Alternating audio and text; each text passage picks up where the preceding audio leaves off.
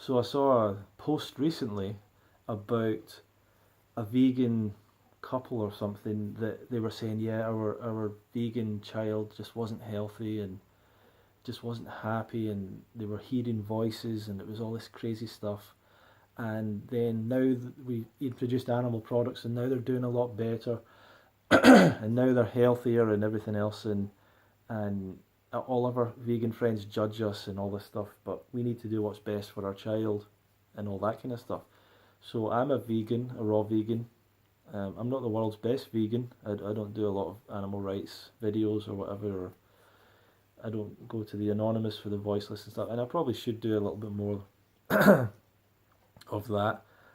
I do run a festival that last year had 200 people at it, teaching people how to be vegan, healthy, raw vegan.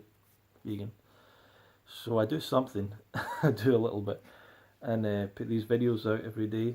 Instagram post, Facebook video every day, YouTube videos for the fruit festival every day. So we're doing something for the vegan movement.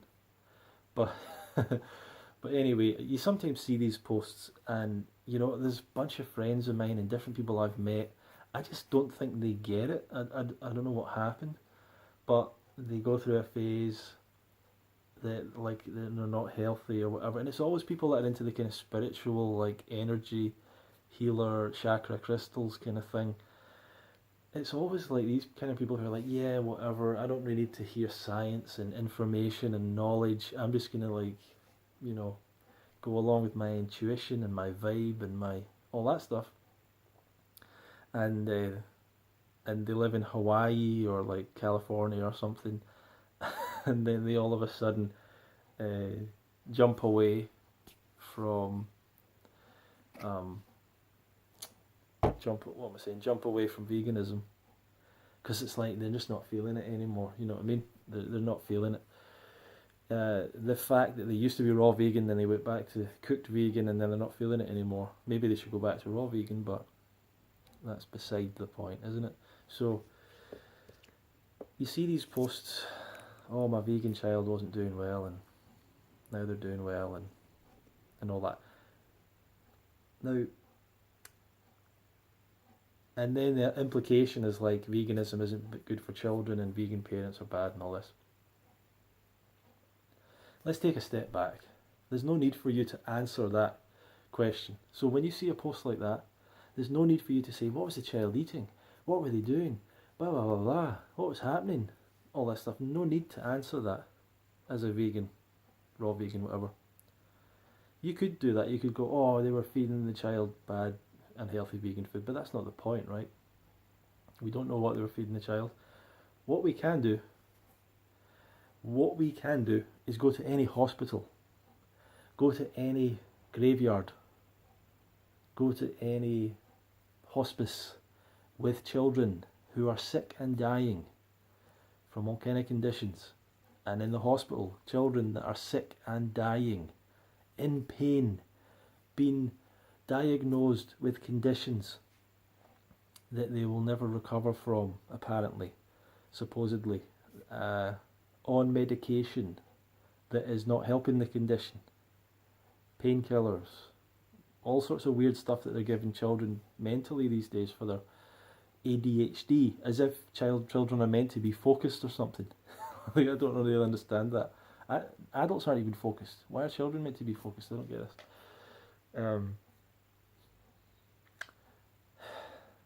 So all of those kids, almost all of those kids are not on a vegan diet. You go to a hospital, the kids that are dying, they're not on a vegan diet, are they? Are they on, all the kids with cancer, all the kids with heart problems, all the kids with like lung problems, all the kids with kidney problems, liver problems,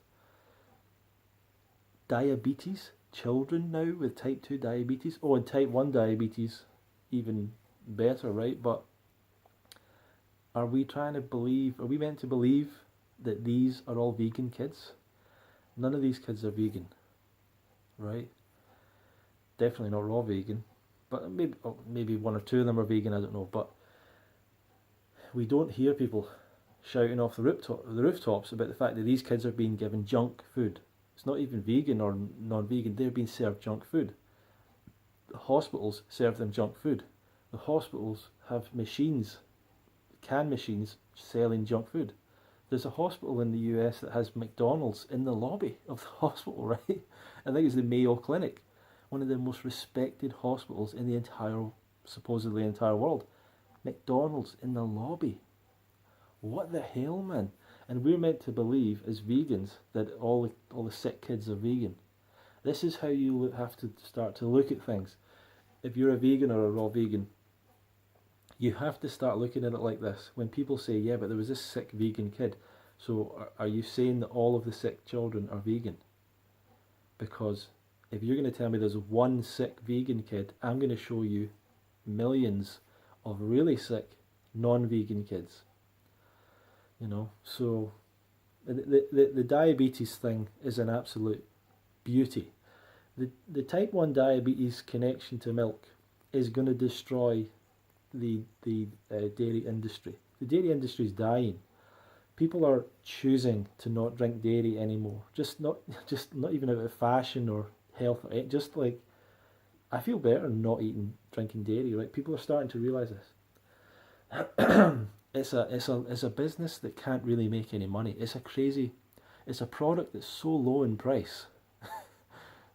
But to actually get that product, you have to get a cow, you have to raise a cow, you have to feed the cow, you have to have a place to house the cow, you have to keep the cow alive, you have to separate the cow away, you have to get the cow pregnant, it has to give birth, you have to take the calf away, you have to keep the mother, you have to put it on a machine, you have to clean all the milk, you have to pasteurize it, you have to maybe take all the fat out of it so that it's not as bad,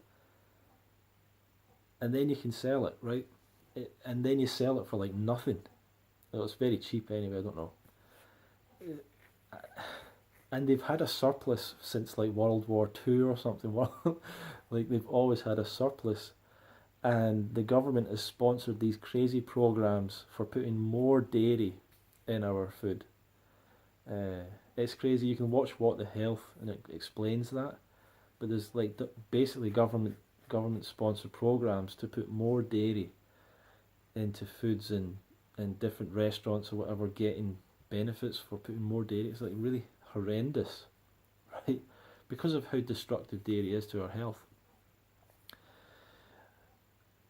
Yeah, the dairy industry is going to collapse. If you've got any shares or whatever in the dairy industry, we should all short the dairy industry. I don't know how we do that. We need to get a sophisticated investor to help us out with that. We need to short whatever the dairy companies are because they're collapsing. They've got to collapse. The only thing that's going to stop it is government intervention, and government is going to start doing a cost-benefit analysis of healthcare, the cost of healthcare over the cost of subsidising the dairy industry, and they're going to start to realise, okay, we're giving a lot of money to the dairy industry. Their products are causing a lot of cost in healthcare because their products are killing people and destroying people's health. Maybe we should stop funding them.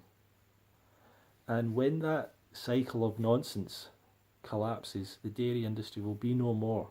And you'll have maybe local people with a cow or something, if people still want to do it. But yeah, you might have small time things, but most people will be away from it because the risk of giving your child type 1 diabetes is kind of something that a lot of parents don't like, that idea. I don't know if you're a parent out there that's feeding your child milk, but you probably don't want your child to get type 1 diabetes. Probably. You don't want to like take 20 years off their life just like that. You probably don't want to do that. My brother's got type 1 diabetes. And I know people with type 1 diabetes. It's not always, I don't know if it's always to do with cow's milk, but there's the connection between cow's milk and type 1 diabetes is getting stronger and stronger and stronger, right?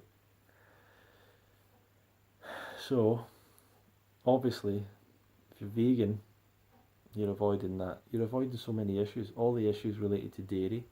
So if you're a vegan parent, should you be worried? What is your child missing out on? Saturated fat and protein? You really think that this is carnitine, EHA, DHEA, all this DHEA, all these. This is what's funny about it. Unessential nutrients. Like, you get essential nutrients, but people are worried about vegans not getting the non-essential nutrients that animal products provide. We don't need carnitine, DHEA, ALA. These fats, the only fats you need are omega-3, omega-6. The rest of them are made by the human body. It's like vitamin K2 or something, made by the human body. Vitamin D, made by the human body in contact with the sun. B12, more controversial, right? More controversial, to be fair. Made by bacteria. Maybe. I don't really understand. I've not taken B12. I'm not recommending you to do that, but I don't know where I'm getting my B12 from, but I'm not taking it in. So who knows? But anyway, all these unessential things. Protein, saturated fat. The biggest thing in fat is like, was your child deficient in protein and saturated fat? Is that really what you think? Do you really think your child was deficient in saturated fat?